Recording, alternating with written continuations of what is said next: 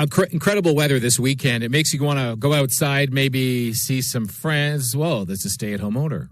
What about your neighbors? I mean, what about your own bubble and concerns about how COVID-19 has changed? So we're outside. How should our behavior change? Let's bring in Dr. Raywat Deonandan, epidemiologist, science communicator at the U of O. Good morning. Good to talk to you again.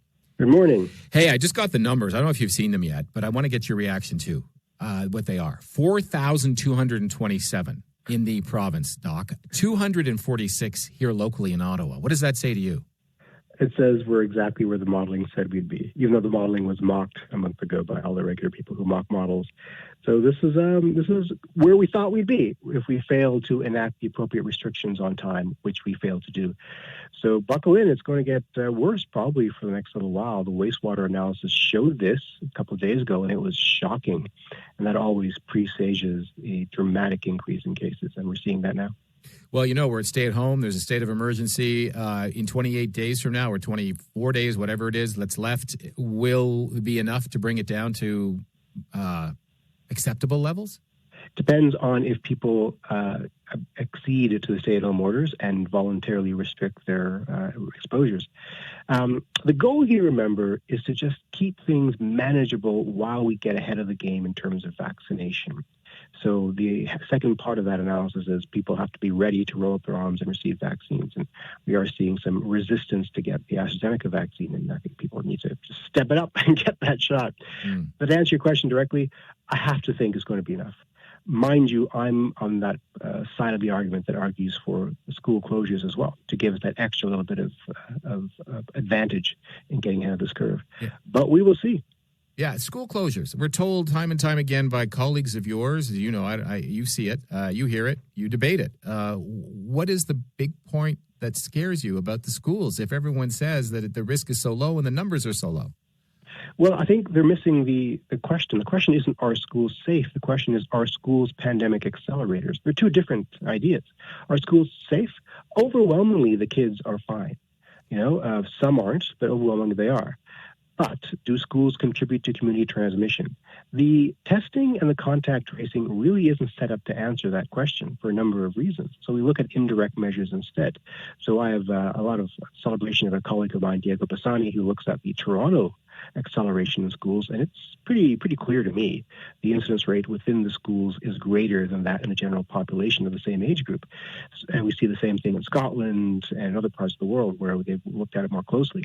So if we are serious about getting ahead of this and making this stay-at-home order shorter and allowing the vaccines to do their job, we got to pull every plug, and that includes school closures because they probably do contribute at least a little bit towards overall community transmission.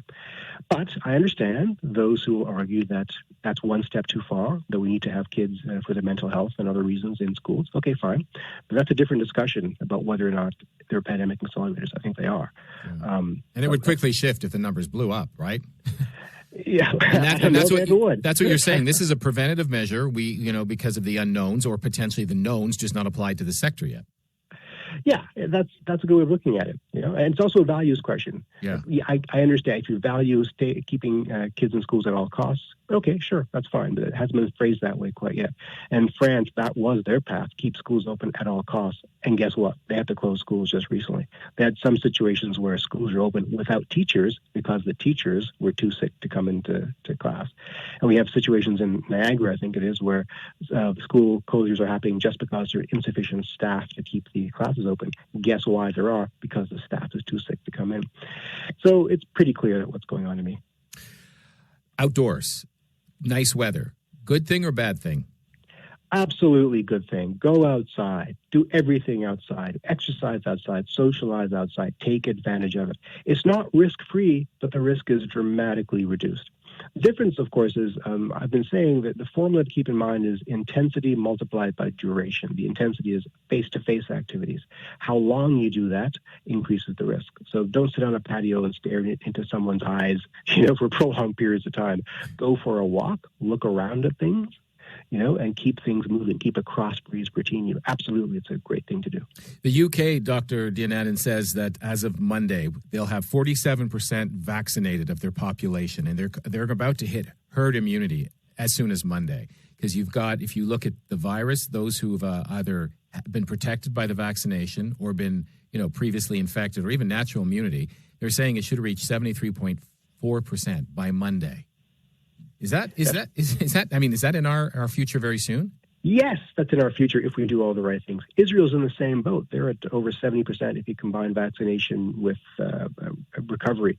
And they've been seeing an R value of about 0.75 consistently. As they've opened things up, they've got full beaches and concerts and things like that. Yeah. The difference that Israel's seeing is, again, their children are where the cases are mostly. And so they're restricting school activities to what they call capsules, so small populations, because the kids can't be vaccinated. And the new B117 variant, seems to be more transmissible among children.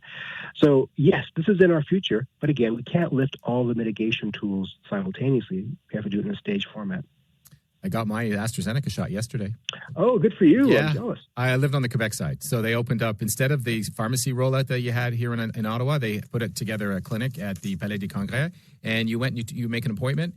Boom. 15 minutes later, you're out the door. It was a well-oiled machine. The optimism was incredible. I had a neurologist who had finished up her shift at the hospital, poking my arm, and I can tell you, it is a game changer, not only for my body, but for my mind. And I want to tell people just how different you're going to feel when you realize that you're one of the solution. So which mutant power have you acquired? The ability to... socialize freely. Yeah, well, no, I'd love to give you a hug, Doc, but I know better because you would stand back very quickly. Wait, but that being said, when you got the herd immunity, we're still going to have to wear masks for a while, correct? For a while, and here's why. Yeah. So vaccines aren't perfect. There's going to be some percentage of failure, and that percentage of failure is accentuated when the disease has a high incidence. So long as the disease is prevalent in the community, we have these other mitigation tools like limits on gatherings and mask wearing and distancing, so that the vaccine failure does not manifest as cases. Yeah. When those numbers come down, then we can doff the mask and other things. So it's going to be a staged format. These things are not interminable. You hear people say, what's the point of getting the vaccine if I have to wear a mask? Only for a few weeks or possibly months, depending on how long it takes. But that's how this works, is we stage it down. Vaccination is just one more mitigation tool, like a mask. It just happens to be the best one. With the numbers today, it feels like we've hit bottom. But the good news is the way back up is getting shorter and shorter. Yes, this is the last great battle we have to fight. Hopefully. It could go sideways if we do everything wrong. Yeah. It looks like we're doing all the right things, though. Right? And it sounds like people are eager to do their part to crush this thing quickly. So I think we're still on the ramp to having a good-looking Canada Day. Love it. Right? So we just got to persevere the next couple of months. Thank you, Dr. Ray. Appreciate your time and expertise. Thank you. Dr. Raywat Deonandan.